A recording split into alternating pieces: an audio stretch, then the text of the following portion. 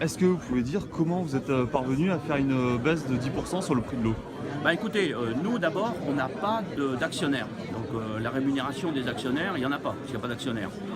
Les membres du conseil d'administration, les élus, tout ça sont bénévoles ici, donc pas de paiement là-dessus. On n'a pas de frais de siège centraux parce qu'on participe à aucun groupe central. On n'a pas d'impôt sur les sociétés parce qu'on n'est pas une société. Et troisièmement, dernièrement surtout, on a un état d'esprit qui est un état d'esprit du collectif, de l'intérêt général.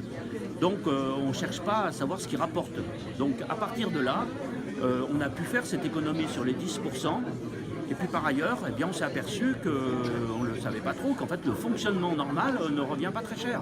Et donc on a utilisé la différence. En gros, si vous voulez, le prix coûte à peu près, nous on a baissé le prix de 1,29 € à 1,15 € les 1000 litres, le mètre cube. 1000 litres ne coûte qu'1,15 €. Eh bien le fonctionnement de la régie, c'est autour de 65-70 centimes. Et donc les 45 centimes ou 50 centimes restants, on les met dans l'investissement, dans le renouvellement des réseaux, dans le renforcement des châteaux d'eau, dans la recherche sur la ressource, dans l'amélioration de la diffusion. Voilà, c'est un peu comme ça que ça fonctionne. Donc on peut augmenter et on a un plan de financement. On a baissé le prix de 10%, on ne le rebaissera pas, on le garde à ce prix-là, c'est très bien. Et on a un plan de financement jusqu'en 2020, jusqu'en 2030. Avec ce prix-là, on peut parfaitement fonctionner. Donc voilà, on est arrivé à trouver cet équilibre. Donc maintenant, il y a un autre aspect aussi important, c'est que comme on n'est pas des marchands d'eau, on ne cherche pas à en vendre plus, on cherche même à en vendre moins. En ce sens qu'on voudrait que la ressource en eau soit préservée.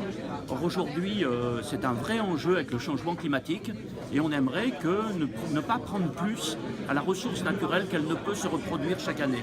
Et cette méthode-là nous paraît essentielle. Donc on va, en réparant les réseaux, on fait diminuer les fuites, des millions de mètres cubes qui sont gagnés. Et puis par ailleurs, qu'on ait des pratiques différentes. Par exemple, je souhaiterais que les collectivités ne nettoient plus les rues avec de l'eau potable. Voilà, qu'on prenne de l'eau non potabilisée, qui n'est pas dangereuse, mais qui peut être utilisée pour le nettoyage.